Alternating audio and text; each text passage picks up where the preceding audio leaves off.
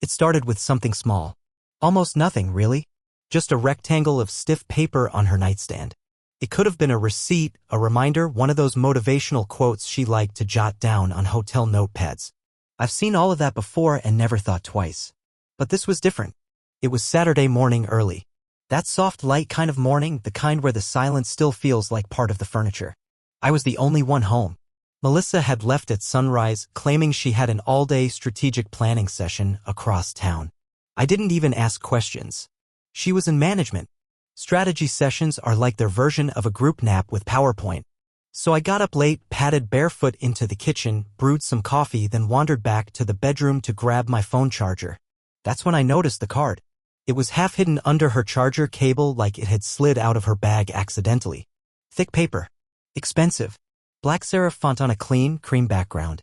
It read, Nate Collier, personal trainer, Elevate Studio Midtown. And just below his name, in handwriting that didn't match the font, see you as always. I read that line 3 times. The handwriting wasn't Melissa's, but the message was personal. Familiar. As always? As always. I stood there in our bedroom, my bedroom, staring at this perfectly normal piece of information that suddenly felt radioactive. Melissa wasn't the see you as always type with any personal trainer, let alone one she'd never even mentioned before. I sat down on the edge of the bed and stared at the card in my hand. Part of me thought I was overreacting. Maybe she really was helping a colleague. Maybe the snake guy handed cards out like Tic Tacs. Maybe she dropped it without even thinking about it. But then I took a photo of it. I didn't even realize what I was doing at first, just that I needed to preserve it before it disappeared, like it would somehow vanish if I left the room. I tucked it back exactly where I found it. Made the bed.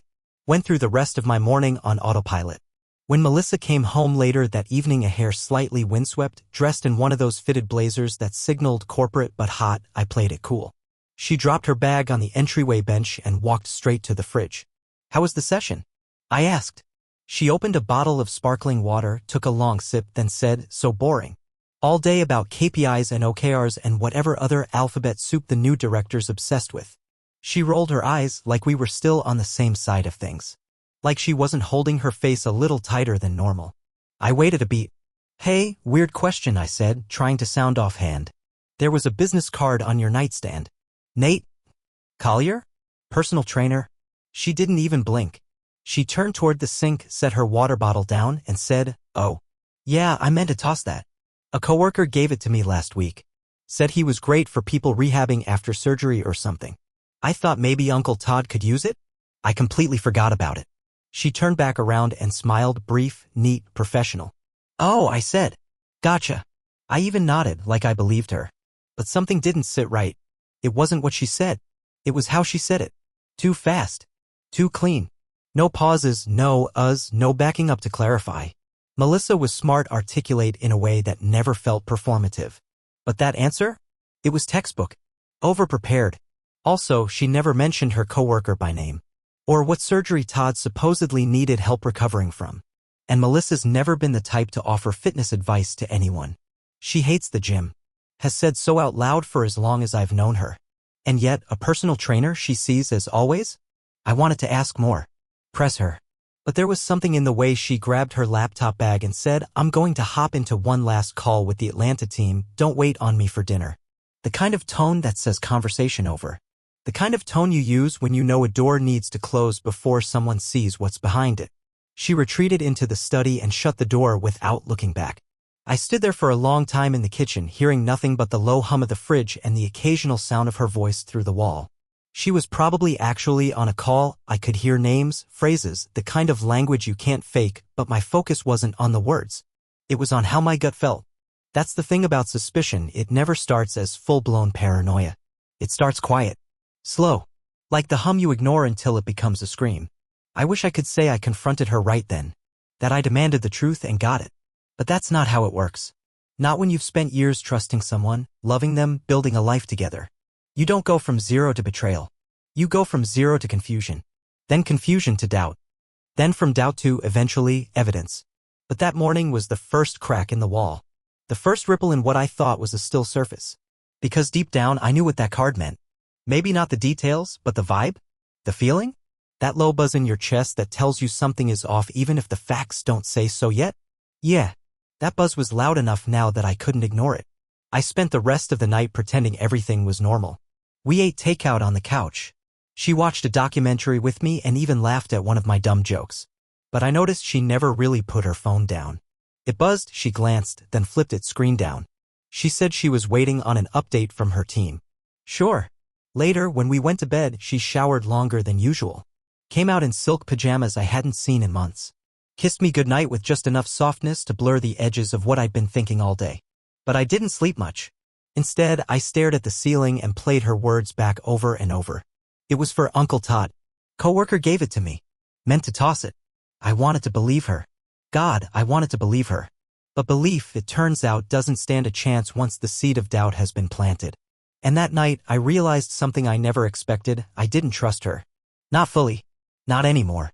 That card, "See you as always," wasn't just a note. It was a signal. And I had no idea yet just how deep the message went. After that Saturday morning, I started noticing everything. It wasn't a conscious decision at first. I didn't sit down and say, "Today, I will begin suspecting my wife." It was more like a shift in my awareness, like someone had bumped the lens I'd been using to see our life, and now everything came through a little tilted. The business card didn't come up again. Melissa didn't mention it. I didn't press. But something had opened in my mind and I couldn't close it. For the first few days, I told myself I was being dramatic. Paranoid. People leave stuff lying around. People make throwaway comments. People forget to mention new acquaintances. Right? But that small moment at the nightstand became a prism. And once I looked through it, everything else started to bend. For starters, her wardrobe had changed. It was subtle at first, just a few tighter dresses, bolder lipstick, heels she hadn't worn since our anniversary dinner a year ago. I remember when she bought one of them. She tried it on in the mirror, spun around, and said it was too much for the office. Now she wore it to work on a Tuesday. I joked one morning, "Are you giving a TED talk today, or just showing up hot for no reason?" She laughed. Gotta look sharp for the board. But I noticed she didn't answer the real question. Her phone habits changed next. Melissa used to leave it anywhere, on the couch, on the counter, even in the laundry basket once. Now it never left her side. It was always face down. Locked. On silent. And when she showered, she brought it into the bathroom and placed it carefully on the towel shelf. Once, while brushing my teeth, I glanced at the screen while she rinsed her hair. A message banner flashed from a name I didn't recognize, Nate C. The preview was just a winking emoji and "Don't forget leg day" smiling face with horns. I froze. She didn't know I saw it. I turned away, pretended to focus on my molars. My heart was pounding like I'd just been caught, even though I hadn't done anything wrong. That night, I waited until she was asleep and checked her phone again. But the screen demanded a code I didn't know. She'd changed it. We'd always had access to each other's phones. Not like checking up access, but passive transparency. Now, it felt like a wall had been built overnight and I was suddenly locked outside. The pattern became impossible to ignore. Last-minute meetings. Trips that weren't on her calendar. New names in conversation, coworkers I'd never heard of mentioned vaguely and only once. When I asked follow-up questions, she answered like she was being quizzed, like I'd interrupted a memorized script. One Thursday night, I woke up around 2:30 a.m. and reached for her. Empty bed. I blinked into the dark. The ensuite light was off. I sat up. The bathroom door was open. Her phone was gone from the nightstand. I waited. 5 minutes. 10. Eventually, I found her downstairs, curled up on the couch with a blanket, staring at the TV with the volume off. "You okay?" I asked, keeping my voice low. She looked startled. "Yeah. Couldn't sleep. Didn't want to wake you." She smiled like it was sweet, like it was normal, but her eyes didn't match her mouth. "You've been restless lately," I said, leaning against the wall. "Too much going on at work," she said without looking at me. I nodded. Said nothing. Just stared at her for a while as she pulled the blanket tighter around herself. Her phone buzzed once in her lap. She ignored it.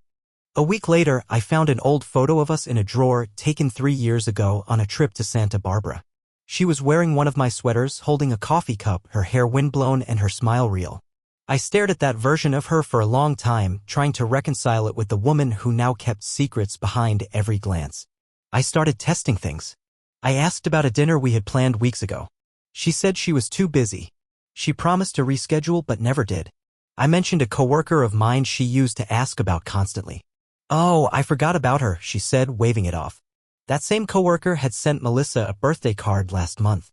She'd started to forget the details of our life. Or maybe not forget, maybe just stop caring. One night, I brought up the business card again, casually.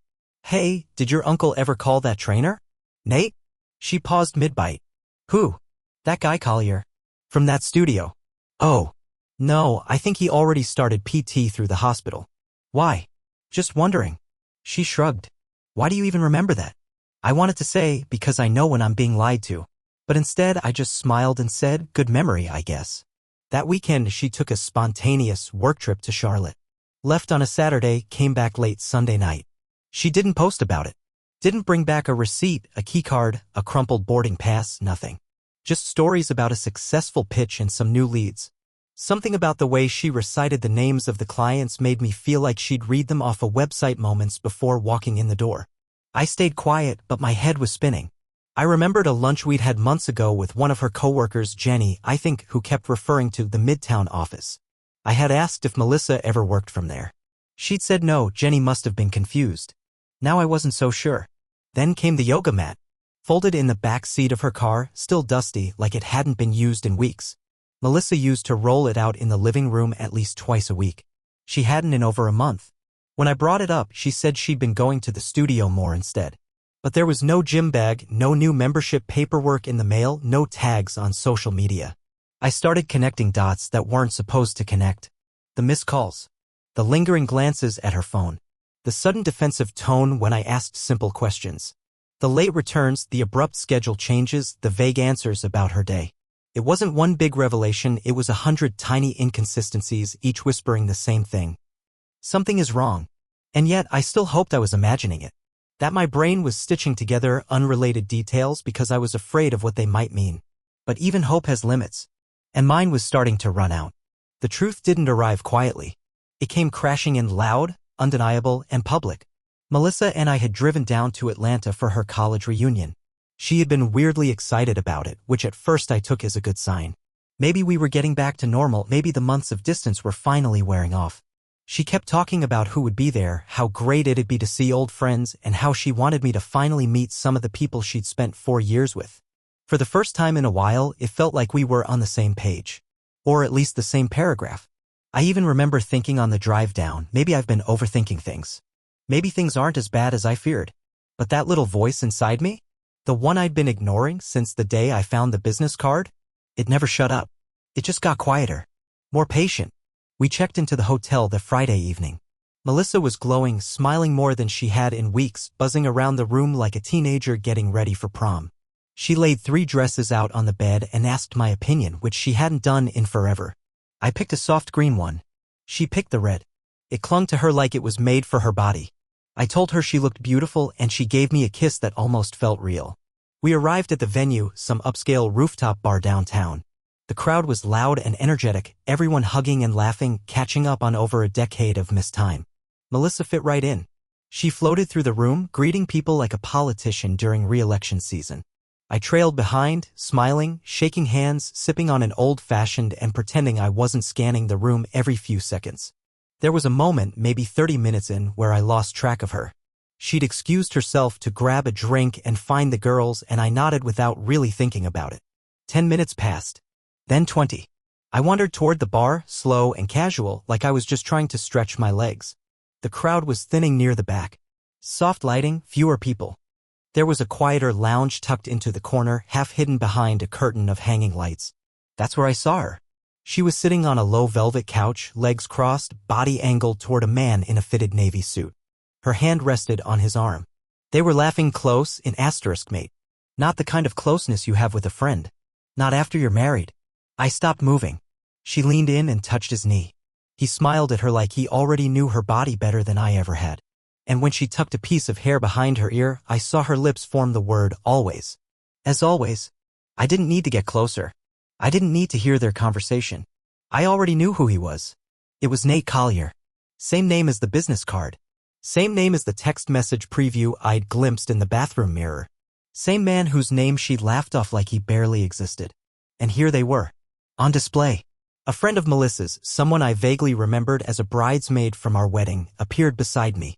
You found her, she said with a smile, clearly unaware of what I was seeing. She and Nate were inseparable in college. Inseparable? I asked, trying to keep my voice even. Oh yeah. Everyone thought they were going to get married. But you know how it goes. He moved out of state for a while. Something about managing a sports facility. I nodded slowly, doing the math in my head. You know they work together again now, right? She added. What? Oh yeah. She brought him into the company last year. Some consultant-turned-trainer gig? Kind of a weird fit, but Melissa's always been good at helping people reinvent themselves. I felt my stomach drop. So he wasn't just a blast from the past. He was part of her present. Her professional life. Her schedule. Her calendar full of off-site strategy sessions. Everything I'd been trying not to believe was true. The secret texts. The evasive trips. The new clothes. The guarded phone. The sleeping on the couch. It wasn't in my head. I wasn't overthinking. I was being lied to. Repeatedly. Boldly. The worst part wasn't even the affair. It was the effort she'd gone through to make me question myself. To convince me that the distance was just stress. That the change in her behavior was temporary. That I was imagining things. That's the part one couldn't forgive. The manipulation of it. I left the rooftop quietly. I didn't confront her right there, didn't cause a scene. Part of me wanted to. Part of me wanted to grab her by the wrist and ask her if Nate's hotel room was part of the strategic planning. But I didn't. I walked back to the hotel, took the elevator alone, and sat on the edge of the bed in a room that suddenly felt like it belonged to strangers. Melissa came back an hour later. Her heels clicked down the hallway like everything was normal. She looked surprised to see me awake. Hey, she said, shrugging off her coat. You disappeared. Yeah, I said. Just needed air. She paused. Did something happen? I didn't answer right away. You were with him, I said finally. Nate? Her smile faltered. We were catching up. I haven't seen him in years. You work with him. Her face went still. What? Don't lie, I said quietly. I already know. She opened her mouth like she was going to deny it. Then closed it. That was probably the first honest moment she'd given me in months. I didn't want to tell you, she whispered. Because I knew how it would sound. I stared at her, and in that moment I realized I didn't even know what to feel. Anger? Heartbreak? Disgust? Mostly, I felt tired. You didn't want to tell me, I said. Or you didn't want to get caught? She sat down in the armchair across from the bed. Folded her hands in her lap like we were in a conference room. I didn't mean for it to get serious, she said. So it was serious. There it was. The full truth. Not an apology. Not regret. A concession. How long? I asked. She hesitated. Since last summer. That was almost a year. A year of pretending. A year of gaslighting. A year of redirecting every suspicion I had into guilt. She looked at me, then finally looked at me and said I didn't want to lose everything. You already did, I said. I packed my bag that night. I didn't wait to argue. I didn't sleep on it. I didn't ask her to explain. I didn't even raise my voice. Because when someone betrays you like that, not in a flash of passion but through long, slow erosion, they don't deserve your anger. They deserve your absence. And that's what I gave her. The morning after I left the reunion, I drove 6 hours back home without stopping. No music. No calls. Just white noise and empty roads, my hands gripping the steering wheel until my knuckles ached. I didn't cry. Didn't scream. I just kept driving like if I went fast enough I could outrun what I'd seen. But the thing about betrayal is it sticks. It clings to everything. Your skin. Your thoughts. Your memories. Even silence feels soaked in it. When I finally pulled into our driveway, the house looked too clean, too normal, like it hadn't gotten the memo that everything had changed. I walked inside, packed a bag with more intention this time, and left again. I didn't even text her. I didn't need to. She knew. Or if she didn't, she would. I checked into a long-stay hotel on the other side of town. It wasn't fancy, but it had a kitchenette and a door I could lock from the inside. That felt like enough. Once I was alone, the numbness faded. And that's when the rage kicked in. Not dramatic, chest-thumping rage. No. This was methodical. Cold. Melissa had spent a year lying to me while simultaneously rewriting our marriage behind my back. And I wasn't just going to let her walk away clean. I called an attorney the next morning. Not just any lawyer, Avery Lang. Reputation, sharp, discreet, and ruthless. When we sat down, I laid out everything: timeline, names, the business card, even the vague job changes at her company. Avery listened carefully, then leaned back and said, "You need more. If we're going to make a move, we build this like a case. Evidence. Pattern. Motive." I nodded. Then let's build. We started with Melissa's work history. She wasn't just some mid-level project manager, she held partial equity in a growing wellness brand. My brand. I had started the studio before we got married, but a few years ago, when things were good, I made her a stakeholder. Back then, it had felt like a romantic gesture. Now it felt like handing a loaded G*N to someone who was already pointing it at you. Avery's team pulled business records, contract filings, and digital signatures. That's when we found it. Melissa had submitted paperwork quietly 6 weeks prior to update the trademark ownership on our flagship service line. She filed a request to split it 50-50. Under creative co-development. There was no co-development. It was mine. I'd written the original curriculum, recorded the audio, paid for the production. This wasn't a betrayal. This was a hostile takeover. I stared at the document for a long time. Melissa hadn't just lied about Nate. She'd been preparing to cash out long before I saw them on that couch in Atlanta. This wasn't love. This was strategy. But it didn't stop there. Avery reached out to a friend in corporate HR who agreed to do a quiet pull on Melissa's internal profile. That's when the second shock hit. 2 HR complaints had been filed against her. Anonymous. Filed by subordinates. Both flagged inappropriate conduct with a contracted consultant. The name wasn't spelled out. But the description? A fitness advisor recently hired through Melissa's referral. Nate? The reports suggested that Melissa had framed the relationship as professional. But the subtext was clear. Someone in the office saw through it. And someone else had been burned by it. Avery looked at me across the table and said, "This isn't about cheating anymore. This is about optics. Power dynamics. Employment law. If you wanted to get ahead of her, now's the time." I nodded. Do it. We filed a temporary business injunction to freeze the trademark transfer. Simultaneously, we initiated a separation agreement to legally limit Melissa's access to financial decisions regarding the studio. It was the equivalent of changing all the locks while she was still standing in the front yard. The response came quickly. A terse email from her lawyer requesting mediation. Melissa still hadn't called me. No apology. No explanation. Just corporate language and positioning. I ignored it. Instead, I made a different call to a friend named Marcus who had once worked at the studio with us before quitting abruptly the previous year. I asked if he'd ever noticed anything off. His response? "Yeah, but I didn't think it was my place." I asked what he meant. "She told me once, like casually, that you were going through stuff. That I should give you space. That you were kind of unstable." I froze. Unstable? Yeah. Said you were burned out. Snapping at people. That you might take some time away soon so not to be surprised if there were changes. Changes? I thanked him. Hung up. Sat in my car for an hour trying not to punch the dashboard. Melissa had been laying the groundwork for a narrative where I was the unreliable one. The distant husband. The founder who couldn't keep up. She hadn't just betrayed me in private, she was rebranding me in public. I started to realize she wasn't spiraling. She wasn't reckless. She was calculated. I went back through my email archives. My calendar. My text history.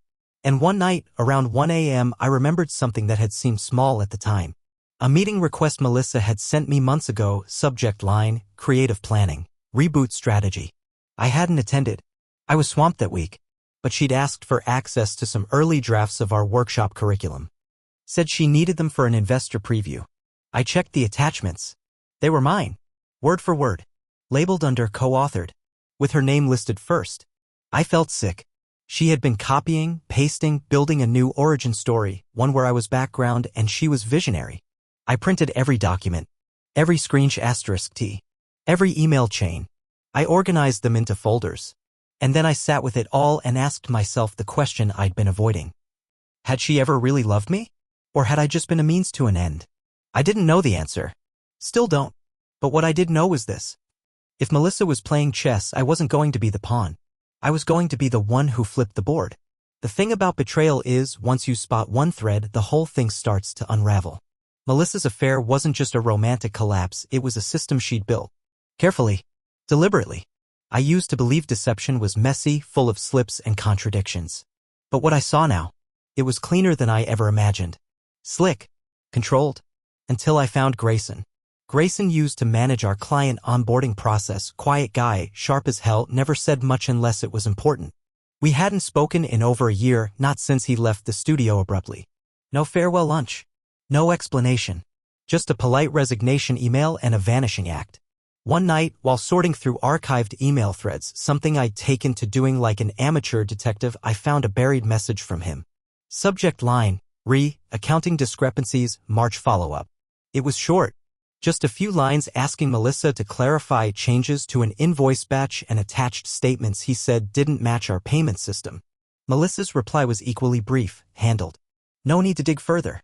Appreciate your diligence. And that was it. But something about the exchange stuck with me. It wasn't just the tone.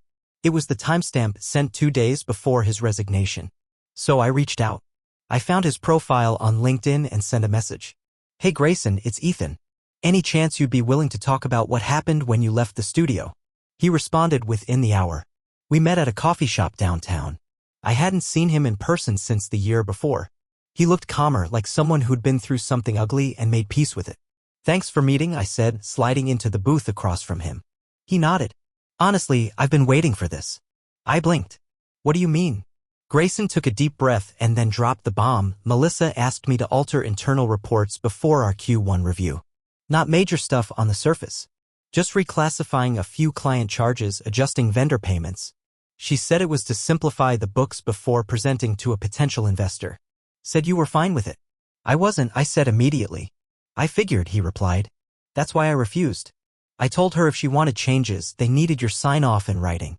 She didn't like that. What happened next? I got reassigned. Then iced out of meetings. My calendar started drying up. She told the team I was transitioning to a consultant role. Next thing I know, IT shuts down my access. Just like that. He nodded. No warning. No conversation. My exit paperwork claimed downsizing. But we weren't downsizing. Exactly. I sat there stunned. Melissa had fabricated an investor meeting, manipulated a manager, then covered her tracks by rewriting the story after she was caught. It wasn't just me she was rewriting, it was everyone. She said some things before I left, Grayson added, lowering his voice. Things that made it sound like you weren't going to be around much longer. That the studio was heading in a new leadership direction. I figured something was coming. Just didn't know what. I stared at my coffee cup numb. Melissa hadn't just betrayed me. She had been strategically isolating me from the inside of my own company. Removing loyal employees. Shaping the narrative. Replacing caution with compliance. And I'd been too trusting to notice. After Grayson left, I went home and pulled open a drawer I hadn't touched in months. Old notebooks, studio sketches, printed agendas from before things started going sideways. I began to see patterns, staff shifts that lined up too perfectly with certain strategy changes. Vendor swaps Melissa had pushed through. Silent budget adjustments I hadn't paid close enough attention to. She'd been restructuring the company under me. And worse, she'd been subtly turning people against me to do it. I remembered times she'd made comments like, you should let the team step up more, Ethan, or they're starting to notice when you're stressed, you don't want to spook morale. Back then, I thought she was being supportive. Coaching me. Now I saw it for what it was, erosion. Not just of my position, but of my identity inside the thing I built. She'd whispered doubts into the ears of employees, suppliers, even our mutual friends. I called a former client who had stopped responding to my check-ins months ago. She used to be a regular, one of our most loyal supporters. Hey, it's Ethan Caldwell, I said when she picked up. I know it's been a while. I wanted to ask, did something happen between us? There was a pause. Then, I didn't want to get in the middle. What do you mean?